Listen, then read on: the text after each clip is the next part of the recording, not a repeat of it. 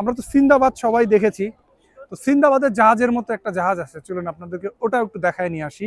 সিন্দাবাদের জাহাজ হলো port, Barcelona port. তো এখানে একটা ওদের ঐতিহ্যবাহী জাহাজ আছে, এই জাহাজটাতে সবাই উঠে ঘোরে। তো আমরা আপনাদেরকে এই জাহাজটাকে দেখাচ্ছি।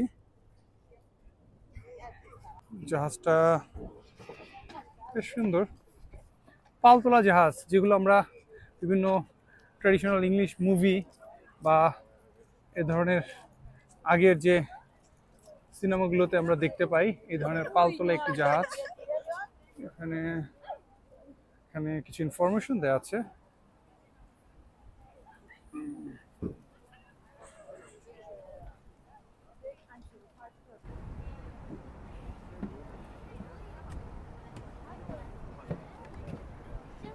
সবসময় এই টাইপের জাহাজগুলো আমরা ইংলিশ মুভি বা সিন্দাবাদ বা টিভি সিরিজগুলোতে দেখে আসি ছোটবেলা থেকে, কখনো সরাসরি দেখা হয়নি। তো আজকে এখানে এসে এরকম একটা সুন্দর জিনিস দেখতে পেয়ে খুবই ভালো লাগতেছে। যেহেতু জাহাজটা পোর্টের কাছে রাখা এবং দর্শনার্থীরা ঘুরে ঘুরে দেখছিল, তো তাদের আবার দেখলাম কিছু ব্রুশিয়ার ছিল। আর এই যে দেখেন, ব্রুশিয়ারগুলো 4টা ভাষায় 4টা ধাপে রেখে দিয়েছে তারা। যেহেতু জানেন যে বার্সেলোনাতে বা এই দেশগুলোতে অনেকগুলো ভাষায় মানুষ কথা বলে এবং পৃথিবীর বিভিন্ন দেশের বিভিন্ন প্রান্তের মানুষ যায়। তো সেজন্য তাদের বিভিন্ন ভাষায় এগুলোকে তৈরি করা ব্রুশিয়ারগুলো। আর ওখান থেকে আমরা ইংলিশ ব্রুশিয়ারটা বেছে নিলাম এবং একটু পড়ার চেষ্টা করলাম। এই জাহাজটা হিস্টোরি লেখা, 100 বছরের পুরানো একটি জাহাজ, যদিও এটি 100 বছর থেকে অনেক বেশি পুরানো, কিন্তু তাদের 100 বছরের একটা ইতিহাস এখানে তুলে ধরেছে।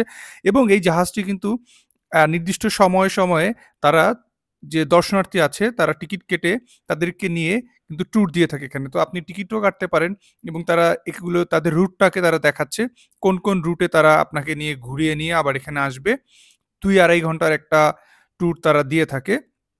এই বিস্তারিত জিনিসগুলো এখানে ছিল, তো নীলা সেই জিনিসগুলো দেখাচ্ছিল, আমাকে বেশ ভালোই লাগছিল দেখে। এরপরে আমরা চলে আসলাম একদম সামনের দিকে। সামনের দিকে দেখতে পাচ্ছেন যে মাস্তুল যেখান দিয়ে চালাচ্ছিল, জাহাজটি চালানোর যে সিস্টেমটা, এটা আসলে অনেক কঠিন, অনেক ভারী। জানি না আসলে যখন চালায় তখন কি এরকম ভারী থাকে কিনা, আমরা তো রীতিমতো ঘুরাতে পারছিলাম না। নীলা চেষ্টা করতেছিল, বলতেছিল এটা দিয়ে কিভাবে চালায়। এরপরে আমরা হেঁটে হেঁটে চলে আসলাম জাহাজের নিচের দিকে। এখানে মূলত ঢুকেই আমরা দেখতে পেয়েছিলাম যে 100 বছর যে তাদের বিভিন্ন জায়গার যে ট্যুরগুলো দিয়েছে বা অভিযানগুলো চালিয়েছে, সেগুলোর ছবি দেয়া।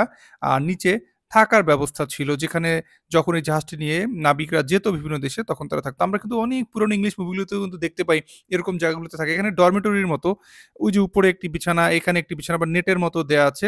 এখানে কিছু বই আছে, কাগজপত্র আছে ওদের। আর এখানেই তারা থেকে এই যে টেবিলের মতো একটা আছে, এখানে তারা হয়তো ম্যাপ রেখে তাদের বিভিন্ন জিনিসপত্র দেখে শুনে তারা চালাতো। তো আমরা ঘুরে আসলাম 100 বছরের পুরানো সেই ঐতিহ্যবাহী জাহাজ।